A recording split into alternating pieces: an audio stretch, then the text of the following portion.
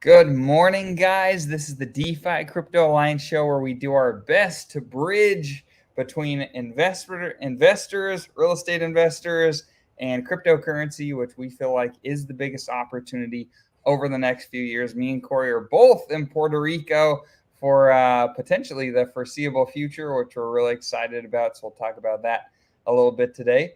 But welcome. We're pumped to have you guys this morning. Corey, take it away. Absolutely. So, like you said, man, we're just on this incredible journey to where we're going to use cryptocurrency as a wealth creation tool,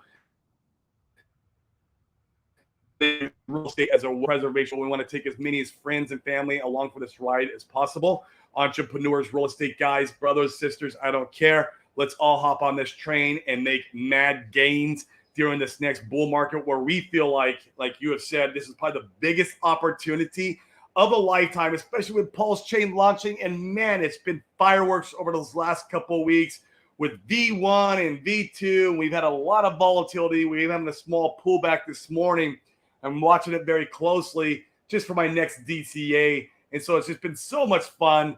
And man, this whole V1, V2 has been kind of a crap show, starting out, but it's kind of like, I don't know, it's turned, I think, into kind of a blessing in disguise where it will burn more Pulsex as we're moving along here.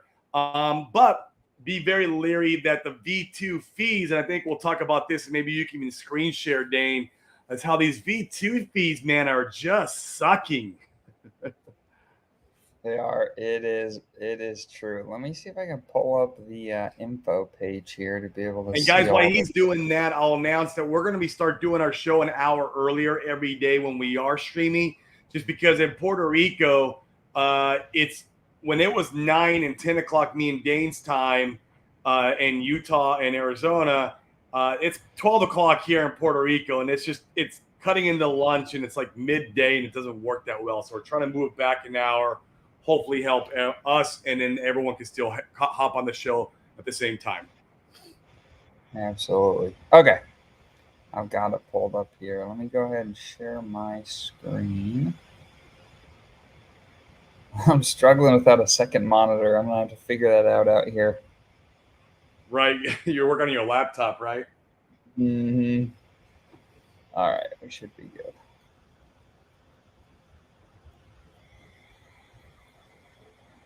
Come on, baby. Okay. You can see my screen? I can. Cool. Let's do it. All right. So here we are on the, this is version 2 of Pulsex. And I'll show you guys, really quick. So if you come over here to earn, you'll be able to see that we've essentially got two options. You've got, and the pool's there as well. So you've got version 1 over here and version 2. I'm currently on version 2. If we go back here to version 1 is where all of the farms currently are for Pulsex. And some of the APRs here are still pretty juicy. A lot of these over 100% APR. Of course, be really careful in some of these paired with stablecoin pairs. But APRs are still fairly juicy here.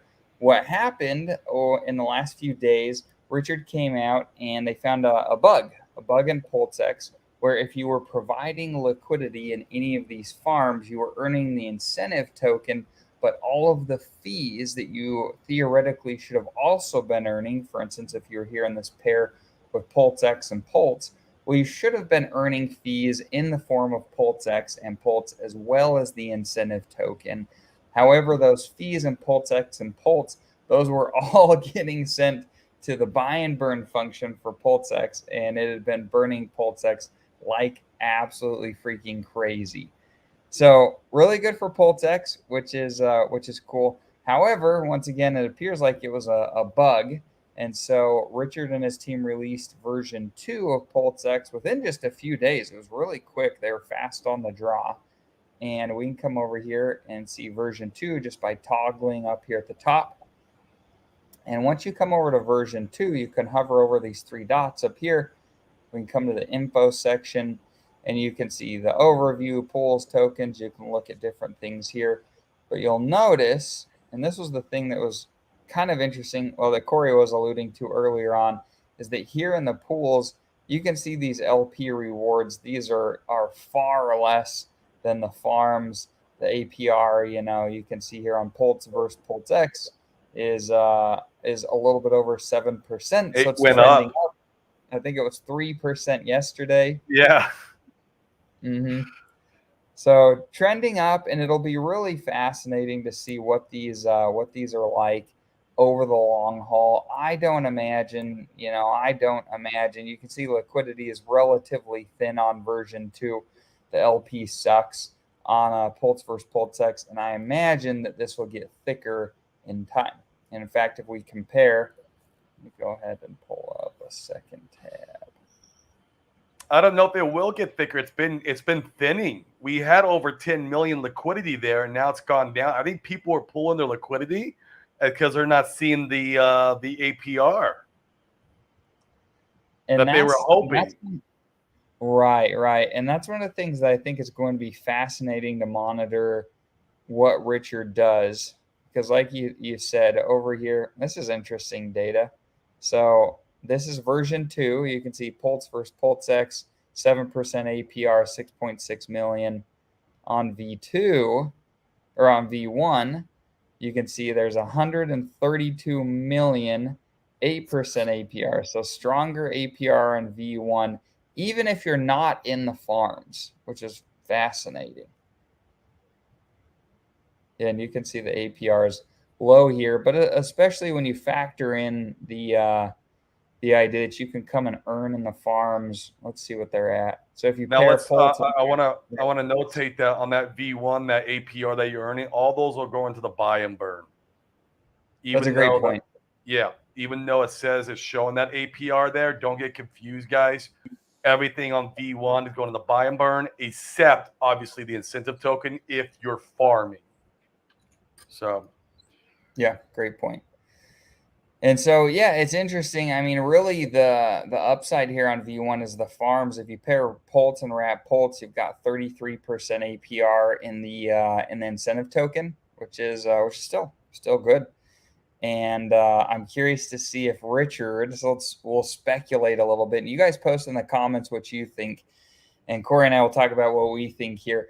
Corey, do you think that Richard is going to have farms available over on V2 in time, or do you think that he leaves the liquidity split like it is now with farms on V1 and earning fees in the pair over on V2? the way he's kind of been indicating, or I feel like he's going to leave it split. There's even, I don't know if I saw it on Twitter. There's even a warning saying when you provide liquidity for V1, saying that you're only going to receive the incentive token, and then vice versa, I think on V2, that you'll earn all the fees. I guess he could still add the incentive token to that. Yeah, he could still add that farm even with that warning. But I don't know, man. I think he loves good game theory, and this does add an element of game theory. The problem is that I see is that a lot of people are not using V2, and a lot of the trading is not being done via V2, and that's why the rewards are so low. There's not a lot of trading going on because the liquidity is so thin over there, and so I don't. It just baffles me. Maybe like we end up seeing anything that's not a farm will have good APR over on V2, and anything with a farm will have horrible returns on V2, but will have very thick liquidity on V1. I think this is the game theory one we might end up seeing playing out in the future, which is very bullish for Pulsex, by the way. Yes. And like Corey said, you can see down here on the bottom, it says adding liquidity. This is there on it is. V1. Yeah, adding liquidity helps burn Pulsex. 100% of the swap fees go to the buy and burn contract, which pays 0.1% bounty for those that run it. Now go to V2, Dane, and pop up that same screen, and let's see what it says. Just curious. Adding liquidity to earn, 0.22% of all trades on this pair, proportional to your share of the pool. Fees are added to the pool, accrue in real time, and can be claimed by withdrawing your liquidity. Interesting. Okay. Nothing about the farm. Okay. I mean, he could still, even with that particular comment or notification he's got there, he could still add the farms in, and it wouldn't. Yeah. It's going to be interesting. I don't know. Richard likes good game theory. He likes to take something that was a mistake, and if he can make it where it's better in the long run for everybody, he would like that. And I think that's what he's achieving here. The only problem is if you want to provide liquidity on a pair that where you earn the fees and basically building your position over time, you're probably going to want to pick a pair that's not in the farm, that's not in V1 farm. So that way you would see a lot of the, I bet you the pools over in V2 are very thick, and you might be even able to compare some that are not in farms. You're probably going to see all the LP happen there, and that's where you're going to see all the main trading, I would imagine, in the future being routed through V2 on those thick pools. So depending on what your goal is, if your goal is to build your bag in the native tokens, provide liquidity in V2. If your goal is to build your bag in incentive token, provide liquidity in V1. And that's how it's kind of playing out. And I think we might see it pan out this way. I don't know. Be interesting to see. What are your thoughts, Dane? Do you think it could stay this way?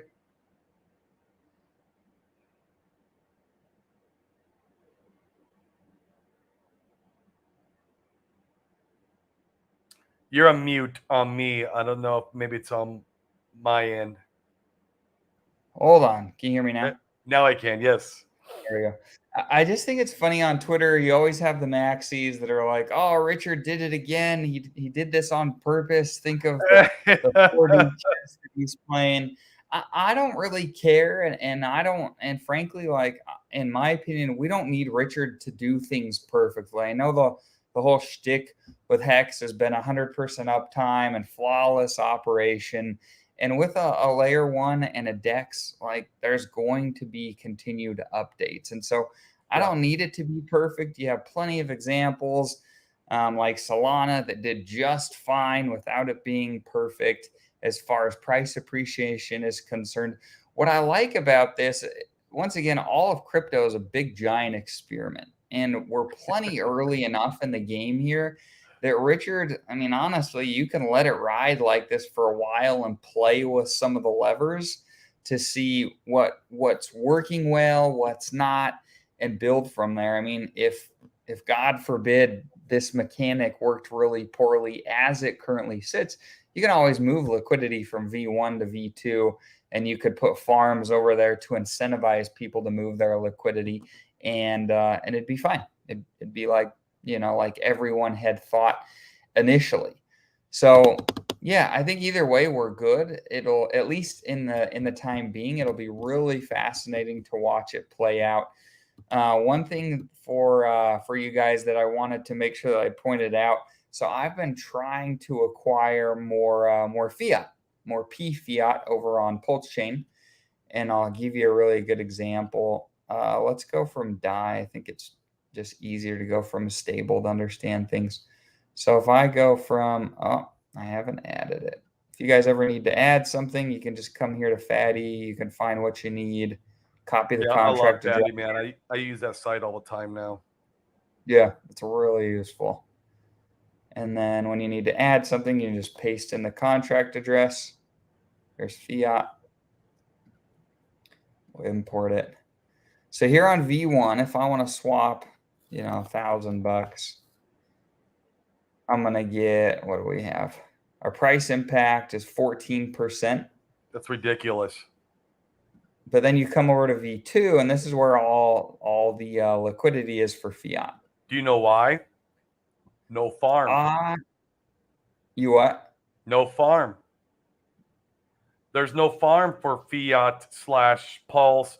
fiat slash die, fiat slash. So anybody providing liquidity, like our whale friends, who live here in Puerto Rico, if they're going to provide liquidity for that, they're going to do it on V2 to earn the fees. They're not going to do it in V1. Right. Good point. Great point. You know what would be really cool?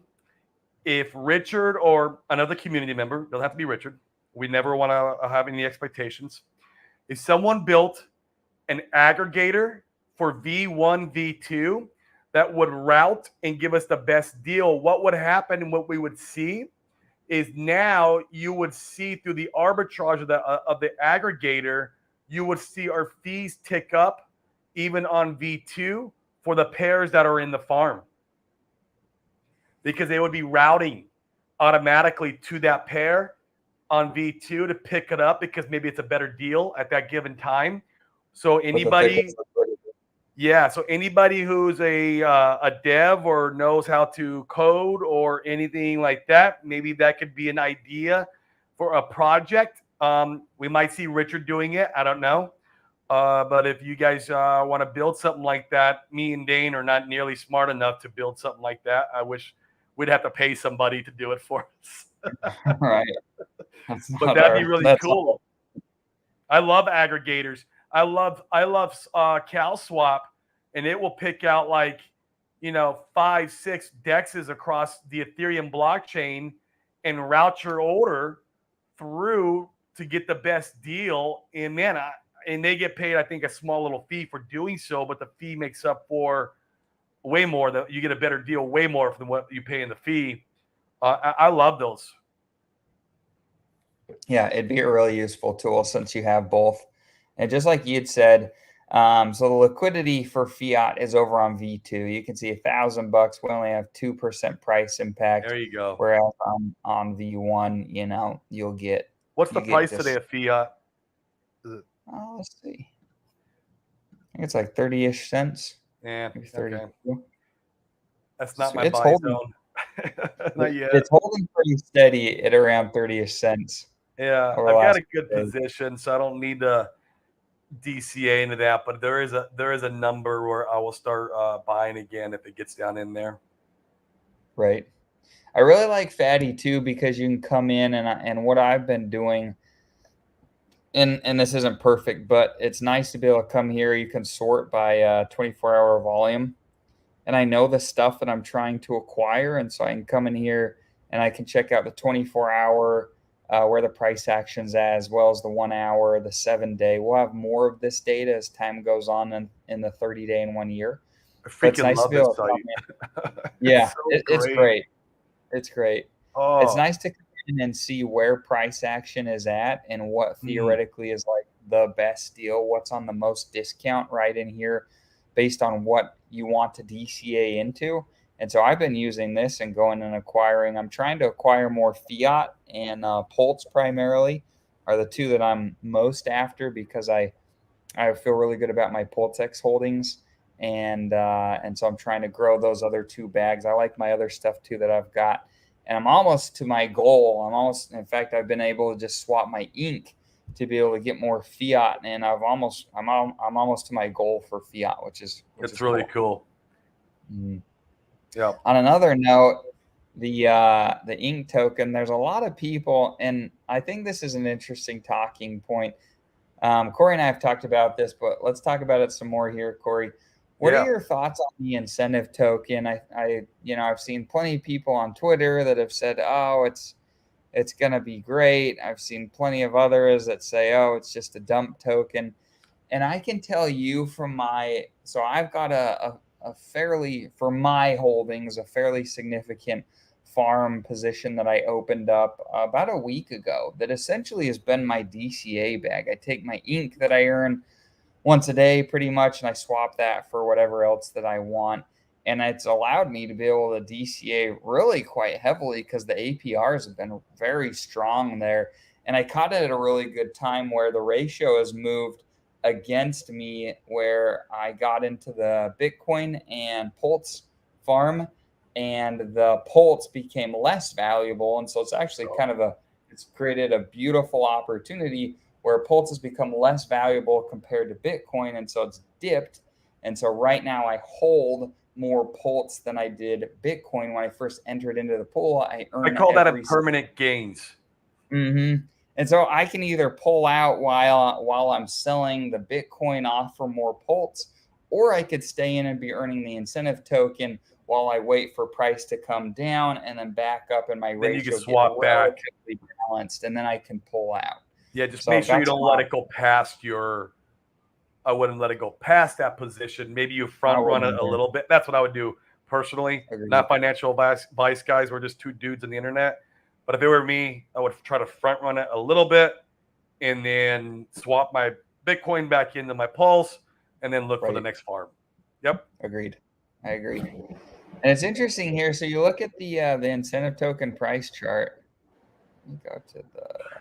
Yeah, and my comment on that is that I don't think until proven otherwise, we can only deal with the data we got in front of us. Right now, with the data in front of us, incentive token, I'm sorry, guys, is a dumb token. It is a token to go into other assets, maybe to offset a permanent loss. That's what the K token is over on Binance. And this token is that. Now, there's some great game theory as far as only 31 million coming out. It will have its own halving events, and maybe there could be a use case in the future for the people speculate with the wallet, but there has been no inkling, no information of this coming from Richard Hart. This is pure speculation. So unproven otherwise right now, guys, this is only given to us to offset our impermanent loss. In my opinion, it will have short-term pumps, which is great. Use those short-term pumps to your advantage to get into to get back into your position that you might be experiencing permanent loss. But right now, for me, that's what it's for. Now, obviously, you're going to want to squirrel some of these away. Ideally, that's what I'm doing. I'm stacking some away. Don't get me wrong, just in case some of these other speculative narratives, they're narratives right now, guys. That's all they are. Narratives play out. Then great. I squirreled a little bit away. And we got Red Squirrel in the comments. So Red Squirrel loves squirreling some nuts away. You can do the same with incentive token, but remember its purpose right now. And that's what Dane's using it for. He's using it for a great DCA bag to get into some of his favorite assets. And that's what really it's here for. And that's why it's given to us. Now, like I said, there could be some game theory down the road. Maybe you want to squirrel some away, which is fine. I am squirreling some away. And it's interesting. I mean, all Richard would need to do. So if we go back here and we look at this price chart, it's bananas. So right down around here is when, if I'm not mistaken, it's right in this range here, is when Richard and his team released the farms that paired Pulse with Ink and Pulse X with Ink, and it just ripped faces off from like $5 or $7. Clear up to the top here around about $80. We're going to see these type of pumps because the farm is going to be a never-ending, continuous adding and taking away, and here's that, and then the other with different APR, some very wild, some very not, and so you're going to see these pumps come and go in our journey for the next year, 2 years, and so take advantage while it's doing it, and it's going to be a lot of fun overall. Yeah, if you wanted to speculate a little bit, it might make a little bit of sense to gobble if there's more farms that are released that pair other tokens with the incentive token. It might make sense to take a position in an incentive token, absolutely, and catch a little bit of a ride there. Take your 4 or 5x and take profit. Yeah, I'm really curious to see because as people have been able to come in and farm, there's some people that are holding. There's people on Twitter that are really bullish on the incentive token, and they're talking about holding it. Those guys are not going to need to buy it up off the market like you had to early here to get into those pools to participate. Almost nobody had farmed any. And so, I would be surprised if we saw this explosive run, again to this degree. I mean, think about it. If we come in and we measure here from bottom to those guys top. are bullish because their bags are packed in that token. They want to pump their own bags. Right. So I mean, you essentially did like a 10x. You did like a 10x from bottom to top on the incentive token. And so, are a lot of those guys, are they going to go and buy more off the market if they've been farming this whole time and storing it away? Probably not. They probably don't need to get into more farms that are pairing assets with the incentive token. So maybe you go the other way. Maybe you go and buy up the token that's getting paired with the next incentive pools. That would be interesting to see. But that's all Richard's got to do to make the incentive token relevant, is to keep opening farms intermittently that pair assets with the incentive token. And yeah, it'll keep it. I mean, I think it'll keep it plenty interesting. But that being said, I feel really comfortable swapping mine for more Pulsex. Like I said, I'm trying to pick up more fiat. After I get to my fiat goal, I pretty well, for everything that I'm interested in, I've pretty well hit all my goals, which is remarkable. I didn't think neither of us thought that we'd hit our goals here so quickly and what we've been able to accumulate. And so from there, I'll reassess and figure out. I'll probably at that point just continue to build my Pulse Chain and Pulsex bags and be patient. So we'll see. That's what it is for me, man. I want to build a nice big pulse bag. I have hit my goal for it, obviously, but if I got nothing that I like the DCA in, it's going to go in there. It's going to go in Pulse.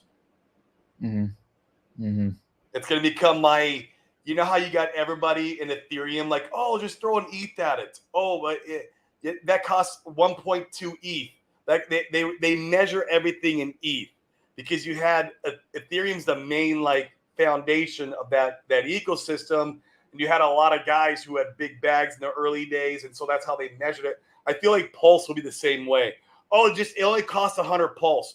Oh, throw 50,000 Pulse at that coin, or go back in and you just 5x your Pulse bag, and so everything will be measured in that currency, which will be really cool. Especially since we're in the ground floor establishing those bags. It's fun to be a part of that. I remember, like how many times have you heard it where somebody was like, oh, I'm going to try to catch a quick gain over here and then put those gains back into my ETH bag or my Bitcoin bag. It never made sense to me because I was never in that group, right?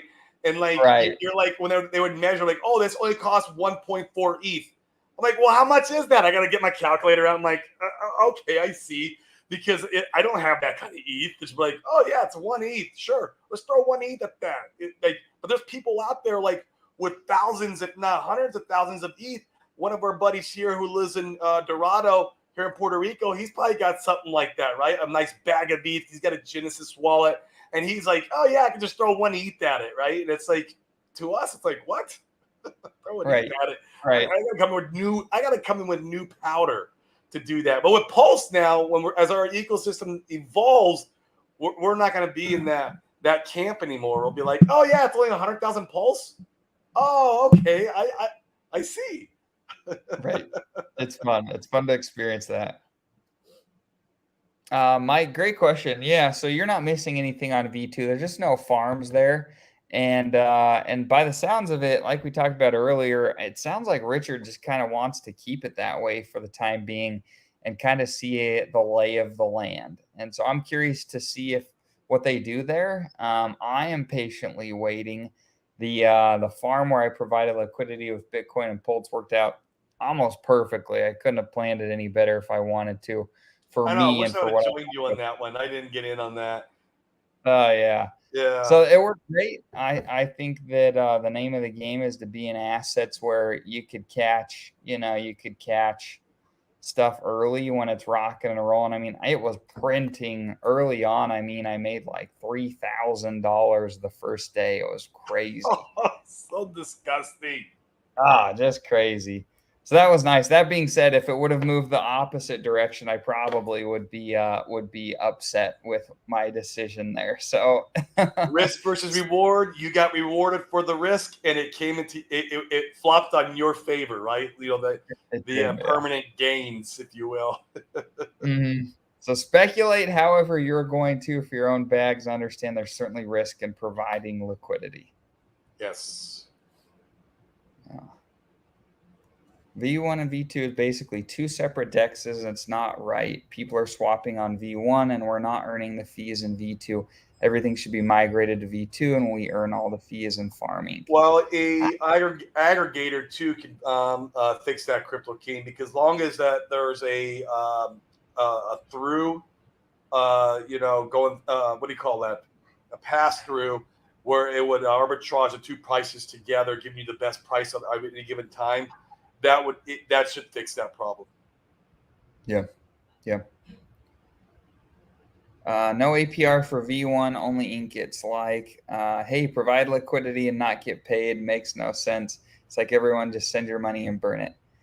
Yeah, I mean, if you're on V1, don't provide any liquidity unless your pair that you're interested in is in the farms, because that's been great. Like if you're in those pairs, it's good for everybody because you get provided the incentive tokens, you make money, and you buy and burn Pulsex. So if you're a Pulsex holder, you benefit as well. So please do that. Corey and I have Pulsex bags. We appreciate your contribution.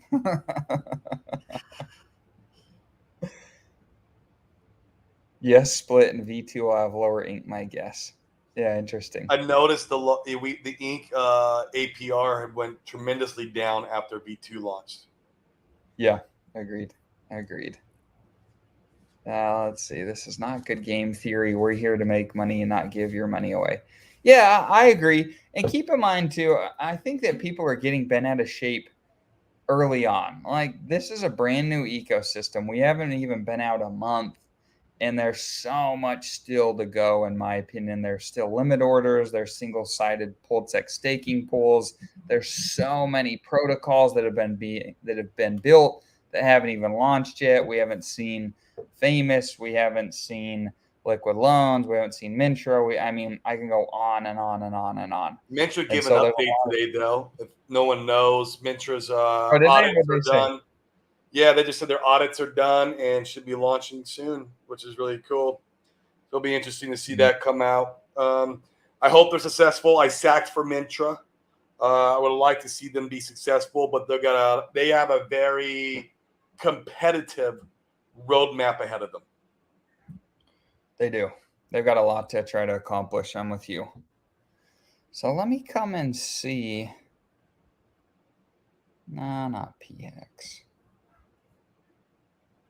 Where are we? Okay. And keep in mind, you guys. Oh, come on, work, baby. So keep in mind, you got to determine what you believe in. Like, do you believe in Richard? Do you believe in what he's building? Do you believe in what he's doing? I mean, and if you do, then you can act accordingly. For us, I don't know if this is going to be this probably is not the right chart. And I don't necessarily want to go mess around with it too much. Maybe I will. What chart were you looking for? I was just going to go back and look at the Hex chart. So if you guys are not aware, Hex, it essentially dumped into oblivion for about a month. Yeah, 98% down or something. Yeah. Let me find it here. It's kind of funny how it hit around the area of 4055 Hex, and then the local top, or the market cycle top, market cycle top was around 55 cents. I think it might have hit 56 or something, but like the whole 5-5 narrative thing, it's so weird. Oh, it's funky. I'm not going to be able to find a great chart here quick.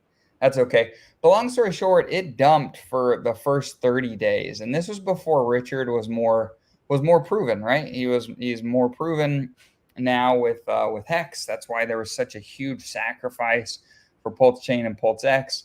And so you've got to determine, has anything changed with your belief in Richard and his team's ability to be able to pull this off, or hasn't it? In our opinion, or I can speak for myself, and I think Corey feels similarly, but Corey can express his own views. For me, things have not changed. Like, I don't see any reason to feel like Richard is screwing everybody and that this is a terrible thing, that there's anything that's happened that, that can't be come back from. And so, you know, these bottoms are potentially opportunities of a lifetime. And we've done everything in our power to go as heavily as possible into dips. We've done everything. I'm literally selling my last rental property. I went under contract this weekend. So hopefully that'll be gone in the next 30 days. Hopefully we have good pricing still in the next 30 days compared to where we're at today. And We will. and I'm gonna ride or die on this ship. We So will. that's where my beliefs stand, and I'm pumped about where we're at. I really don't think this could have gone too much better. Sure, could there have been some things that went differently with Pulsex? Sure, but I'm really satisfied with where we're at. How about you, Corey? 100%, man. I mean, we just launched a new layer 1 blockchain, which is probably one of the most difficult things to do in crypto. I mean, look at Solana. Solana to this day is still getting hacked every few months. I mean, it's so frustrating. I couldn't imagine being a Solana holder or a project builder on Solana and then hacks happening, every other month. Another 100 million, another 50 million. This little hiccup we had almost cost people no money. It cost a little bit of people money in LP fees, like that they could have earned, but that was it. Like it happened 2 weeks in. It was such a small little hiccup in comparison to you see these other blockchains. I mean, Ethereum had an inflation bug where they had to fork the whole entire chain again. My buddy, or our buddy, who's here in Dorado, Puerto Rico, told us about the time when the Ethereum had this inflation bug. He was in Ethereum day one, and he experienced this whole, and he had no clue if like the Ethereum Classic was the real chain or the new Ethereum fork was the new chain, and he was swooshing his money back and forth and lost 20% of his value in the process of swooshing his money back and forth because he had no idea what Ethereum was doing. You got to look at these other blockchains in the beginning of their journey or continuing their journey of still having problems. I mean, talking about catastrophic problems of hundreds of millions of dollars. We're nowhere near that. This is a small little speed bump, and I feel like Richard Pobby did it. I feel like it was a great fix. The only thing I think could be better to get back to Crypto King that might help the whole solution with evening out the fees is someone building an aggregator. And I saw Red Squirrel comment in here on Tetra could be that aggregator. Tetra could fill this void. And I'm sure Red Squirrel's already thought about this, and he's got like his little Red Squirrel's got these crazy little drawings. If you guys don't know Red Squirrel, go check him out. He's just his brain thinks differently than ours, and he's always thinking about how to compound our yield to the max capacity. And I'm sure and then his little crazy drawings, he's got this V1, V2 thing working out, which is really cool. Or maybe Niels for T-Shares does, or Crypto Sloth, some of the other guys who are I think Tetra's going to be amazing. So that's all we need to kind of, I think, iron things out is an aggregator, or if Richard were to do an incentive to bring all the liquidity over to V2 in the future. But right now, this is like how you said, Dane, earlier, a very experimental type thing that we're going through. It's not costing us a lot of money, guys. In fact, we're still making money. Me and Dane are freaking killing it, especially Dane in the farms. And I'm up on my investment, and I'm having so much freaking fun. I cannot explain where my conviction's at. I am moving mine and my family to Puerto Rico, and so is Dane, because our conviction is so solid in this ecosystem that we feel in the bottom of our heart we're making our bet on the right crypto general, right? And this is I feel very strongly about this. And so, yeah, it's going to be a blast. Will we have some hiccups? Yes. Is there going to be more hiccups? Yes. But, man, did you lose $100 million like Solana? No. Did you lose 200 million? Did you lose 10 million? No. Right? Did you have to do a fork? This is the biggest blockchain in history. They did a fork, and people were so confused about what was the real chain. They lost their money. Like, this is nothing, man. And Ethereum's rocking and rolling, even with that bug. You know what they I had mean? to roll the chain back. Mm-hmm. They rolled the chain back, guys. The biggest no-no in crypto history, Ethereum did that. They rolled the chain back. We didn't have to roll our chain back. Thank God. And I hope we never have to. Right. This is a good question. Mike asks, what's our prediction for when we'll have single-sided staking? 2 more weeks. I thought that we'd probably have it within the first 30 to 60 days after launch, and I think that's still pretty likely. I think 30 to 60 days. If I'm Richard, right, where are my priorities? Well, everything seems to be working pretty smooth. Like I don't see a lot of issues. It sounds like the bridge was clogged a little bit yesterday, so I think there's probably still some bugs to be worked out there. But I mean, everything appears to be working pretty smooth. And so I think as far as a roadmap is concerned, I think that there's a decent chance that we see single-sided staking relatively soon. There's still got to be the DAO voting and things of that nature. And so to actually be able to be staked, we're probably a few weeks out still, I would guess. But we are certainly not devs, and so time will tell. Yeah, I mean, I'm sure he's wanting to make sure there's no other bugs that need to be fixed. He wants to make sure everything's running smoothly. He's probably watching V1 and V2 very closely, making sure the kinks are work out of that before he launches the single-sided staking. Yeah. Yep.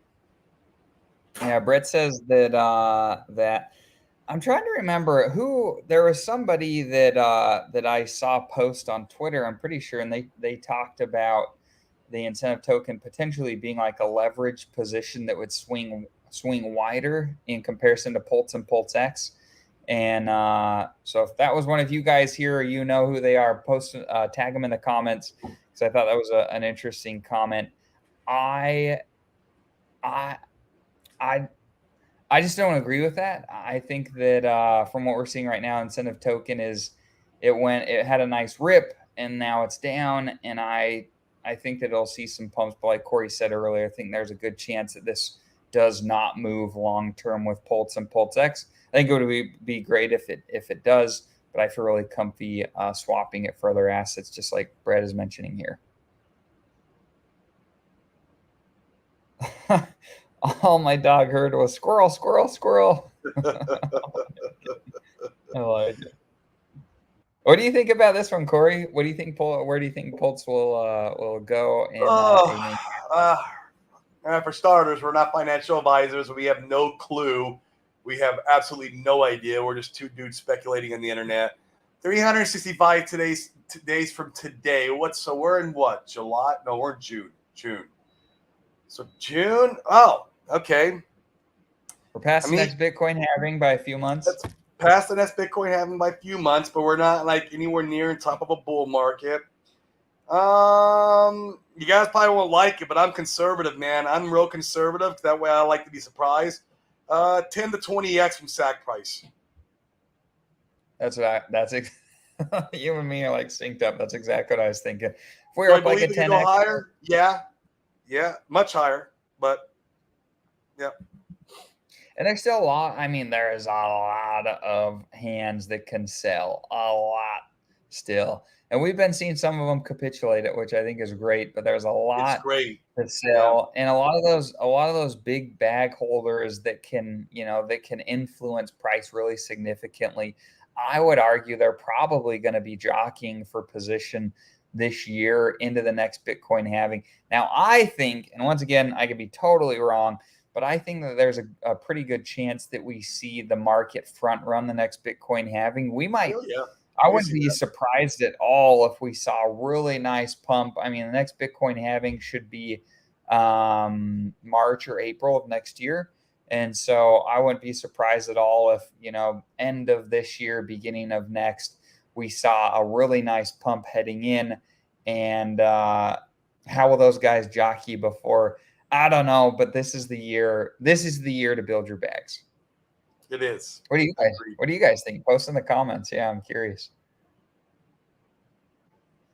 Crypto King, if you're really stressed about it, just sell your bags, man. Just sell your bags and keep it moving. Like it's all good. Everything here is gonna be fine. Take a deep breath. It's not something to get super stressed out about. And I think it's fair to like look at rebalancing. If you're really stressed, did you bet too heavy? You know, did you leverage yourself poorly? You know, did you take out debt to be able to build your bags? If you did it, it's not the worst idea to look at rebalancing some of that to give you peace Yeah, I of mean, mind. I understand the frustration, sure, but you got to remember we're still in the experimental and building phase of this ecosystem, 100%. So you could cripple kings, just kind of like you could just sit out and wait on the sidelines for a little while on the farms and the LP providing, and let it simmer and see where the future holds. Maybe it'll be better in 2 or 3 months, maybe. Right. I like that. This is a great comment. So I am not a big proponent. It blows my mind. I think there was like 10 million sacrificed for what's that meme Dex? 9-inch? The 9-inch. I think it was like 10 million sacrificed for 9-inch, Yep. which blows my mind. I think like if you want to throw your money away into the ether, by all means, throw it away. My personal opinion, I could be wrong, but if you're a Pulsex holder, why would you want to be sacrificing for another Dex? I don't, you do you. However, what I do really like about other Dexes, like 9-inch, and it sounds like Buck and his team are going to be launching their balancer fork. Yeah. What is it going to be called again? PHUX, right? Yeah, the fucks. So they're going to be launching that. I like competition in this space. I think it's good for Richard and his team to feel like there's competition out there. It leads to more innovation, more opportunities. And so, I'm about that stuff. I think Buck and his team did it the right way, where there's not a sacrifice for theirs, and you can choose to participate however you want in that respect. I think 9-inch may have a place in the marketplace with the whole meme thing, but I mean, I'm definitely more bullish still on Pulsex. If I'm going to place my money anywhere, to be honest with you, man, I would buy the Fux token. I'm more bullish on Fux than 9-inch if I'm going to compare the other dexes, because I think Buck, he has a good grasp of things, and he knows markets well, and he knows what pumps prices. In many ways, he understands markets probably almost to the same level as Richard. Does Hexy Bastard understand markets to the level of Richard? I don't know. Or Maybe Buck. he does. Or Maybe Buck. he doesn't. Yeah. Right? But I like Buck, and he's building a Dex. And so if I'm going to place money in a second Dex, I'm going to wait for everyone to dump their Fux token because they're doing an airdrop. I'm going to wait till Fux is 98% down from its starting price, maybe 85% down. I don't know. We'll figure it out. And then I'm gonna buy a bag. Yeah, I'm gonna buy a bag of that one. I think that's a really interesting speculative one to hold. Yep. Yeah. Absolutely. Yeah, but definitely there are shards of hope. I love, ending your hex stakes right now is so cheap. It is remarkable. Yeah. Love it. Yeah, hoping we can stay cheap for the next 6 months and accumulate. Hey, me too, we're about King. I think that'd be great. Yeah. As much money as I can shovel in at good prices this year, I'm about it. Yep. Absolutely. You guys have been excellent today. Tons of really good comments. Let me see. Well, that's pretty good, man. Oh, sold my out-of-state rentals. Let's go, man. Me and you. I'm selling my in-state ones, man. I can't benefit from owning real estate outside of Puerto Rico from the Act 60 stuff. So I'm not super excited to own it. So I've sold all of mine but my last one, and hopefully it's gone in the next 30 days. I can buy more crypto. There you go, man. I love it. Yeah. No, this is a totally fair comment. I think not leveraged, just super stacked, just feel ripped off. Yeah, I mean, I get it. I think that one of the things that I've done is in fact a lot of the big brains we've talked with, and some of the guys here in Puerto Rico, and I don't think any of them would feel like this was inside information sharing this. But we asked the question when we went out to dinner a few nights ago and said, do you feel like you've missed opportunities when you've taken the contrarian position, which is just going against the crowd? That's all that means. And they said that, the success rate of going against the crowd is very high. And so what did the crowd say? Well, the crowd said, oh, well, we're going to go and be up a 10X on our SAC, and we're all going to have a ton of money, and you could go and sell it and be in a good shape and then buy the bottom. And so I'm taking this opportunity once again to take a step back and say, once again, if you would have gone against the crowd and instead you would have been early and across the bridge as fast as possible and acquired early, well, you would be in profit today. And so, these are buying opportunities, in our opinion, buys of a potential lifetime. And so once again, my advice would be, and we don't give any financial advice here, but just take a step back from your portfolio and consider how you operate and become smarter. This is an opportunity over the next year and a half to become very sophisticated compared to the rest of the plebs that are going to come in and buy up our bags as the market goes bananas in this next bull run. Is it going to be more advantageous for you to be more sophisticated or focus on things that didn't necessarily go the ways that you expected? Get more sophisticated. I'm telling you, enormous opportunities coming our way. Love it. Oh yeah, Brett's doing like a lot of our mastermind group is doing. Yeah, selling off rentals to buy more crypto. Yeah, let's freaking go. That's what we're doing. I sold a lot of my rentals. Yeah. Yep. Absolutely. Cool. Well, we've covered a lot of stuff today. We, like Corey said, this is our new time, so we'll be streaming from Puerto Rico moving forward at this new time. We're just an hour earlier to share the best updates that we feel like are really important for everybody to know. We want to do our best to share information to help all of you guys get more sophisticated as well, to be able to make good decisions for yourself so that you're not buying tops and selling bottoms. Ideally, you're doing the opposite. So we not are the here. Exit liquidity. No, we're not. It's painful, that. bro. It's painful. We've been there. We earned our stripes. Again. You know what I mean? We earned the stripes. Yeah, we bought Randy his truck, and it's time someone buy us a truck. That's right. Our truck is coming. Multiple trucks in 2025. Another announcement too, and then Dana, you probably don't know about this, but they moved the Tetra. Well, there's going to be a demo for Tetra where Stu Man's going to come in and do like a demo of his like test net for Tetra. It was supposed to be yesterday. They moved it to Wednesday, 4 p.m. Eastern Standard Time.